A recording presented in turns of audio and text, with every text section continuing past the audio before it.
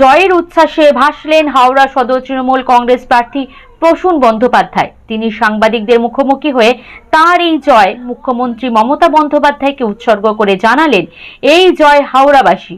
এছাড়াও হাওড়া থেকে সাঁতরাগাছিতে আন্ডারপাস তৈরি করার কথা তিনি জানালেন। Time Bangla live bureau report. হাওড়ার লোকের কাছে ভীষণ কৃতজ্ঞ আমি। যে আছে, যে পার্টি আছে, যে হোক, তারা মানুষের প্রতি ভীষণ কৃতজ্ঞ। তাদের প্রতি অনেক শ্রদ্ধা জানানো। এই বাচ্চারা এসছে আমাদের, বাচ্চারা এসছে আমাদের, সবাই এসছে, ছোটরা, এদের কাছে শুভেচ্ছা সবাইকে। আমার মনে হয় এত বড় একটা ব্যাপার যে 4 বার পর পর একটা এমপি হয়েছি আমি, আর আমি খেলোয়াড় মানুষ, ভারতবর্ষের ইতিহাসে কেউ নেই।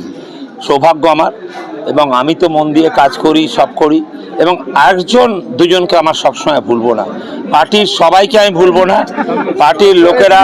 পার্টির লোকেরা ভালোবাসে, পার্টির লোকের সাথে কথা, বাচ্চা ছেলেরা এত কাজ করে, ওরা না থাকলে আমরা হব না। এটা মানতে হবে যে বিজেপি বুঝতে পারলেন যে ওই দিল্লির গল্প করে এখানে আর হয় না। এটাই, হ্যাঁ, এখানে হয় না। দিল্লির কথা বলে যে আর দিদি ও দিদি করে যদি মোদি এরম ভাবে করেন, সেটা বাংলা মানবে না। অবদান একদম সবচেয়ে বেশি মমতা ব্যানার্জি জীবন দিয়ে করেন। ভারতবর্ষের ইতিহাসে তুই বিশ্বাস কর, আমি কোনোদিন এত ভালো নেতা নেত্রী দেখিনি।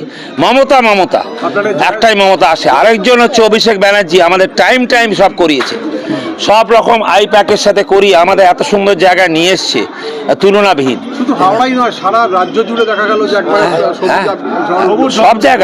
সব জায়গায় এবং ভালো, মানে বর্ধমানে দাঁড়িয়ে আমাদের প্লেয়াররা জিতছে, কত ভালোভাবে জিতছে। কারণ হচ্ছে মানুষ বুঝতে পেরেছে যে বিজেপি এলে দেশটা শেষ হবে, বিজেপি এলেই বা বেঙ্গল খারাপ হয়ে যাবে। আর বেঙ্গল একটা মিনি ইন্ডিয়া। আমাদের এখানে হিন্দু, মুসলিম, শিখ, সাই আমরা ভাই আছে। এই জন্যে আবারও জিতবেন। শহরবাসীর জন্য কোন কাজটা? শহরবাসীর জন্য সবচেয়ে ভালো, শহরবাসীর জন্য যেটা আমার ইচ্ছা, যেটা আমার জীবনে 6 বার 7 বার যেও করতে পারলাম না, এটা আমায় করতেই হবে। আন্ডারপাস একটা করতে হবে।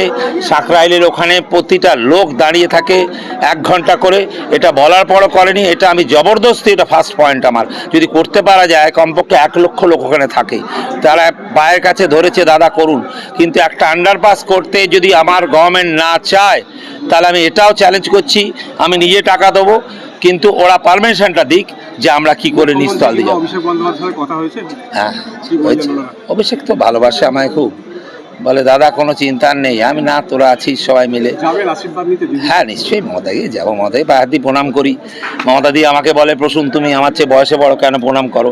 আলাম না, আপনাকে পড়াচ্ছি না, আমি মা দুর্গাকে প্রণাম করছি, মা দুর্গাকে প্রণাম করছি। এইটা সেই জন্য সবাই ভালো থাকুক। তোরা